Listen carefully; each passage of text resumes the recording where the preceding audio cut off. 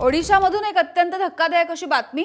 ओडिशाच्या कंधमाल जिल्ह्यामधल्या बालीगुडा इथे राज्य दक्षता विभागाने एकात्मिक आदिवासी विकास संस्थेचे सहाय्यक कार्यकारी अभियंता वैकुंठनाथ बेहरा यांच्याशी संबंधित 9 ठिकाणांवरती धाड टाकली।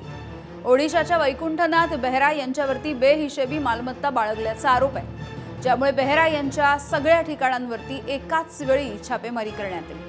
या छाप्याच्या दरम्यान ओडिशा दक्षता विभागाने वैकुंठनाथ बेहरा यांच्या मालकीची कोट्यवधी रुपयांची मालमत्ता शोधून काढली आहे, ज्यामध्ये एक 5 मजली इमारत आणि 13 महागड्या भूखंडांचा समावेश आहे। या व्यतिरिक्त 2 लॉकरमधून 2 कोटी रुपयांची रोकड आणि 300 ग्रॅमपेक्षा अधिकचं सोनंही जप्त करण्यात आलं। दुसरीकडे ओडिशामध्ये IAS अधिकारी धीमन चकमा यांना लाच घेताना अटक झाली।